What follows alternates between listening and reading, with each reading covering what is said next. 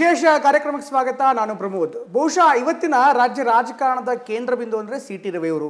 ಬೆಳಗಾವಿ ಅಧಿವೇಶನದಲ್ಲಾದಂಥ ಘಟನೆಯ ಬಳಿಕ ಈ ಒಂದು ವಿಚಾರ ಸಾಕಷ್ಟು ದೊಡ್ಡ ಮಟ್ಟಿಗೆ ಚರ್ಚೆ ಆಗ್ತಾ ಇದೆ.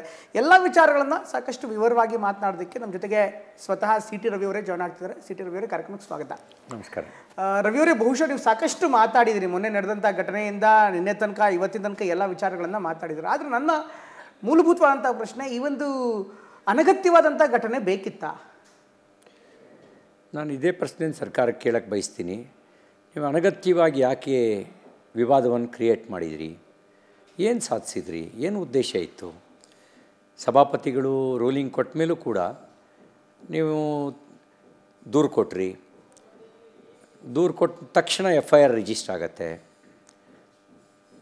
FIR ರಿಜಿಸ್ಟರ್ ಆದ ಕೆಲವೇ ಗಂಟೆಗಳ ಒಳಗೆ ನನ್ನ ಬಂಧನ ಆಗತ್ತೆ ವಿತೌಟ್ ನೋಟಿಸು. ಆಮೇಲೆ ಹೇಗೆ ನಡ್ಕೊಂಡ್ರಿ? ಯಾಕೆ ಬೇಕಿತ್ತ ನಿಮಗೆ? ಏನೋ ನನ್ನನ್ನು ಈ ರೀತಿ ಯಾಕೆ ಟಾರ್ಗೆಟ್ ಮಾಡಿದ್ರಿ? ಉದ್ದೇಶ ಏನು? ಹೆದರ್ಸೋಕೆ ಮಾಡಿದ್ರೋ ಅಥವಾ ಇನ್ನೇನಾದ್ರು ಷಡ್ಯಂತ್ರ ಇತ್ತೋ? ನಾನು ಅದನ್ನೇ ಇವರಿಗೆ ಪ್ರಶ್ನೆ ಕೇಳಲಿಕ್ಕೆ ಬಯಸೋದು. ಯಾಕೆ ಮಾಡಿದ್ರಿ? ನೀವು ಸಭಾಪತಿಗಳನ್ನು ಮುಂದಿಟ್ಟು ಎಲ್ಲೋ ಒಂದು ಕಡೆಗೆ ಅವರಿಂದ ರಕ್ಷಣೆ ಪಡಿತಿದ್ದೀರಾ? ಈ ಒಂದು ಪ್ರಶ್ನೆ ಸಹಜವಾಗಿದೆ. ಯಾಕೆಂದರೆ ಅಫ್ಕೋರ್ಸ್ ಸಭಾಪತಿಗಳ ರೂಲಿಂಗ್ ಕೂಡ ಅಷ್ಟೇ ಮುಖ್ಯ. ಬಟ್ ನಿಜ ಹೇಳಿ, ಆ ಘಟನೆ ಆಗಿದೆಯೋ ಆಗಿಲ್ವೋ? ನೀವು ಆ ಶಬ್ದ ಬಳಸಿದ್ರೋ ಬಳಸಿಲ್ವೋ? ನೋಡಿ, ನೀವೇನೆಂದರೆ ಇವತ್ತು ನ್ಯಾಯಾಲಯದ ಮುಂದೆ ತನಿಖೆ ಇದೆ. ನ್ಯಾಯಾಲಯ ನಮ್ಗೆ ಹೇಳಿದೆ ಬೇಲ್ ಕೊಟ್ಟು, ಇಂಟ್ರಿಮ್ ಬೇಲ್ ಕೊಟ್ಟು ತನಿಖೆಗೆ ಸಹಕರಿಸಬೇಕು ಅಂತ. ನಾನು ಆ ವಿಷಯದಲ್ಲಿ ಹೆಚ್ಚು ಮಾತಾಡೋಕ್ಕಾಗಲ್ಲ. ಈಗ ನಾನು ತನಿಖಾಧಿಕಾರಿಯ ಮುಂದೆಯೇ ಅವ್ರ ಪ್ರಶ್ನೆಗಳಿಗೆ ಉತ್ತರ ಕೊಡಬೇಕಾಗತ್ತೆ. ಈಗ ಪಬ್ಲಿಕ್ ಡೊಮೈನಲ್ಲಿ ಈಗ ಹೆಚ್ಚು ಮಾತಾಡೋಕ್ಕಾಗಲ್ಲ. ಅದರ ಹಿಂದಿನ ಘಟನೆಗಳು, ಮುಂದಿನ ಘಟನೆಗಳ ಬಗ್ಗೆ ಮಾತಾಡ್ಬೋದು. ಈಗ ಅದ್ರ ಬಗ್ಗೆ ಏನಾದ್ರು ಮಾತಾಡಬೇಕು ಅಂತ ಹೇಳಿದ್ರೆ ತನಿಖೆ ಮುಗಿಯೋವರೆಗೂ ನಾನು ತನಿಖಾಧಿಕಾರಿ ಮುಂದೆಯೇ ಮಾತಾಡಬೇಕಾಗತ್ತೆ. ಅಲ್ಲ, ಬಟ್ ನಾನು ಯಾಕೆ ಈ ಪ್ರಶ್ನೆ ಕೇಳ್ತೇನೆ, ಅಫ್ಕೋರ್ಸ್ ಅದಕ್ಕೆ ಕೆಲವೊಂದಿಷ್ಟು ಲೀಗಲ್ ಬಾಂಡಿಂಗ್ ಇರ್ಬೋದು. ಇವತ್ತು ಸಾಮಾಜಿಕ ಜಾಲತಾಣಗಳಲ್ಲಿರ್ಬೋದು, ಮಾಧ್ಯಮಗಳಲ್ಲಿರ್ಬೋದು, ನೀವು ಮಾತನಾಡುವಂಥ ಆ ಪದ ಬಳಕೆ ಇವತ್ತಿಗೂ ಕೂಡ ಇದೆ, ಪಬ್ಲಿಕ್ ಡೊಮೈನಲ್ಲಿ ಇದೆ. ನೀವು ಒಂದು ಕಡೆಗೆ ಹೇಳ್ತಾ ಇದ್ರೆ ನಾನು ಆ ಶಬ್ದ ಬಳಸೇ ಇಲ್ಲ ಅಂತ, ಆದರೆ ಆ ಪದ ಇವತ್ತಿಗೂ ಕೂಡ ಚಾಲ್ತಿಯಲ್ಲಿದೆ. ಅದೇ ಒಂದು ವಿಚಾರವನ್ನು ಮುಂದಿಟ್ಕೊಂಡು ಪ್ರಶ್ನೆಯನ್ನು ಮಾಡಲಾಗ್ತಾ ಇದೆ. ಅಲ್ಲ, ನಿಮಗೇನೆಂದರೆ ನೀವು ಯಾವುದನ್ನು ಬಳಕೆ ಮಾಡಿದ್ದೀರಿ ಅಂತ ಹೇಳ್ತಿದ್ದೀರೋ ನನಗೆ ಗೊತ್ತಿಲ್ಲ, ಯಾವ ವಿಷಯದ ಬಗ್ಗೆ ನೀವು ಹೇಳ್ತಾ ಇದ್ದೀರಿ ಅಂತ. ಹಾಗಾಗಿ ಈ ತನಿಖೆ ಆಗಬೇಕಾದ್ರೆ ತನಿಖೆಯಲ್ಲಿ ರವಿ ಮಾತಾಡಿದ್ನೋ ಅಥವಾ ಇನ್ಯಾರೋ ಮಾತಾಡಿದ್ರೋ ಅಥವಾ ಏನೂ ಮಾತಾಡೇ ಇಲ್ವೋ, ಇವೆಲ್ಲವೂ ತನಿಖೆಯಲ್ಲಿ ಗೊತ್ತಾಗಬೇಕಾಗಿರೋ ಸಂಗತಿಗಳು.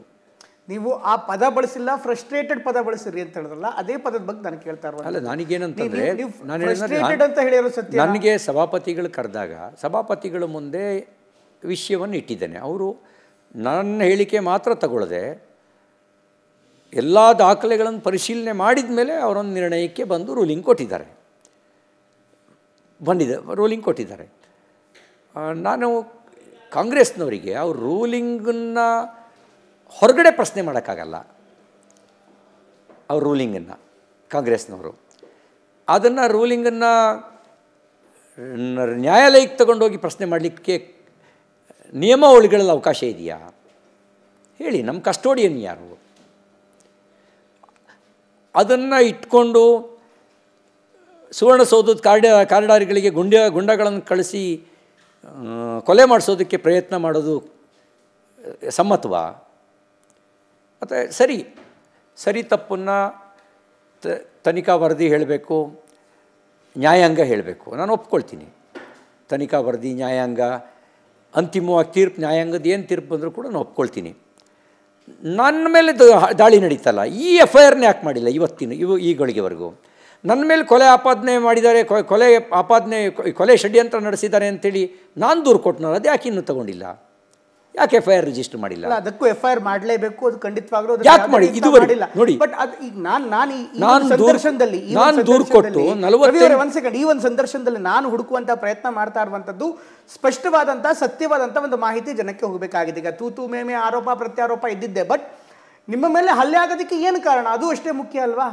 ನೀವು ಆ ಪದ ಬಳಕೆ ಮಾಡಿದ್ದಾರೆ ಅನ್ನುವಂಥ ಆರೋಪದ ಮೇಲೆ ನಿಮ್ಗೆ ಈ ರೀತಿ ಆರೋಪ. ಈಗ ತಾಂತ್ರಿಕ ಕಾರಣ ಇರ್ಬೋದು ಅಥವಾ ಸಭಾಪತಿ ಚೌಕಟ್ಟು ಇರ್ಬೋದು, ಸದನದ ಕಲಾಪದ ವಿಚಾರ ಇರ್ಬೋದು, ಅದನ್ನು ನೀವು ತಾಂತ್ರಿಕವಾಗಿ ಬಳಸ್ಕೋಬಹುದು.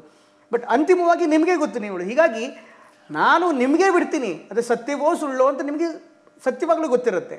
ನಿಮ್ಮ ಅಂತರಾತ್ಮಕ್ಕೆ ಗೊತ್ತಿರುತ್ತೆ. ನಾನು ಕೇಳ್ತಾರೆ, ನಿಮ್ಮ ಆತ್ಮಸಾಕ್ಷಿಯ ನ್ಯಾಯಾಲಯದಲ್ಲಿ ನೀವು ಕಟಕಟೆಯಲ್ಲಿದ್ದೀರೋ ನೇರವಾಗಿದ್ದೀರೋ? ಆತ್ಮಸಾಕ್ಷಿಯ ನ್ಯಾಯಾಲಯದಲ್ಲಿ ಪ್ರತಿನಿತ್ಯ ನಾನು ಸರಿತಪ್ಪುಗಳನ್ನು ಒಪ್ಪಿಸ್ಕೊಳ್ಳೋ ಕೆಲಸ ಮಾಡ್ತಾನೆ ಇರ್ತೀನಿ, ಪ್ರತಿನಿತ್ಯ.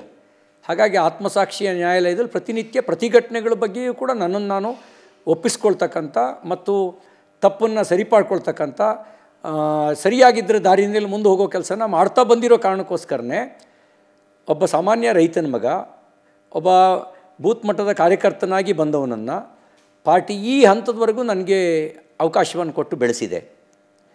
ನಾನು ಆ ರೀತಿ ನನ್ನನ್ನು ನಾನು ಸುಧಾರಿಸ್ಕೊಳ್ಳೋ ಕೆಲಸ ಮಾಡದೇ ಇದ್ದಿದ್ರೆ ಈ ಹಂತಕ್ಕೆ ಬರೋಕ್ಕೆ ಸಾಧ್ಯನೇ ಆಗ್ತಿರಲಿಲ್ಲ. ಮೊನ್ನೆ ನಡೆದಂಥ ಘಟನೆಯಲ್ಲಿ ನಿಮ್ಮ ಆತ್ಮಸಾಕ್ಷಿ ಏನು ಹೇಳುತ್ತೆ? ಯಾವ ತೀರ್ಪು ಕೊಟ್ಟಿದೆ? ಈ ಸರಿತಪ್ಪುಗಳ ಆತ್ಮಾವಲೋಕನದಲ್ಲಿ, ಸರಿತಪ್ಪುಗಳ ಚಿಂತನಾ ಮಂಥನದಲ್ಲಿ ಏನು ತೀರ್ಪು ಕೊಟ್ಟಿದೆ ನಿಮ್ಮ? ಇದೆಲ್ಲವನ್ನು ನೀವು